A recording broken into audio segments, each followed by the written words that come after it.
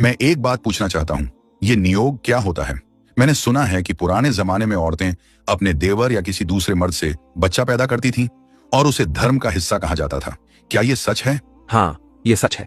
नियोग एक धार्मिक प्रथा थी जिसमें अगर किसी औरत का पति मर जाए या उससे संतान न हो सके तो उसे अनुमति होती थी कि वो किसी योग्य पुरुष जैसे पति के भाई या किसी आर्ष से वंश बढ़ाने के लिए संतान प्राप्त करे। ये सब धर्म के आदेश से होता था, कोई गलत बात नहीं थी। मतलब औरत अपने देवर से संबंध बनाए बगैर शादी के सिर्फ बच्चा पैदा करने के लिए? उस वक्त लोग मानते थे कि स्त्री का कर्तव्य है पति का वंश चलाना। इसलिए अगर पति मर गया तो नियोग से संतान उत्पन्न करना धर्म का पालन माना गया, पाप नहीं।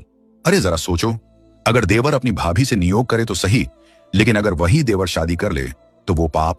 कैसा धर्म है ये जिसमें शारीरिक संबंध बिना शादी के जायज और विवाह पाप? क्योंकि नियोग में कोई भावना नहीं होती थी, वो बस कर्तव्य था वंश बचाने का। विवाह में भावना, मोह और दायित्व होते हैं। लेकिन शरीर में भावना को कौन रोक सकता है? अगर एक स्त्री किसी मर्द के साथ संबंध बनाए, चाहे कर्तव्य कहो या कुछ और, क्या वहां भावनाएं नहीं बनती? और अगर बन जाए तो क्या वो धर्म तोड़ देती है? देखो, वो वक्त अलग था। तब समाज वंश और परंपरा पर टिका था, इसलिए औरतों से उम्मीद की जाती थी कि वो धर्म निभाए। मतलब धर्म निभाने के नाम पर औरत की मर्जी, भावना और सम्मान सब कुर्बान? क्या किसी ने उससे पूछा कि वो चाहती भी है या नहीं? या बस कहा गया तुम्हारा कर्तव्य है वंश बढ़ाना, तो तुम किसी और के साथ नियोग करके संतान प्राप्त करो? शायद कई बार नहीं पूछा जाता था, लेकिन तब वो समाज का नियम था। फिर तो ये धर्म नहीं, मजबूरी हुई ना? और अगर धर्म मजबूरी में बदल जाए तो क्या उसे इंसाफ कहा जा सकता है? देखो, मैं ये नहीं कहता कि आज के जमाने में नियोग सही है, लेकिन उस वक्त उसे धर्म की मर्यादा माना गया था। मर्यादा?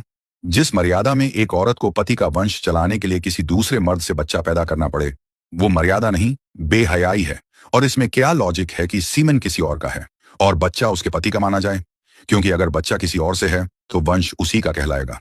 और अपनी औरतों से ऐसा काम करा के उसे देवी का रूप मानते थे। कहते हो औरत तो देवी का रूप होती है, और तुम्हारे किताबें औरत को सिर्फ वंश आगे बढ़ाने वाली चीज मानती है। तो ये क्या डबल स्टैंडर्ड है?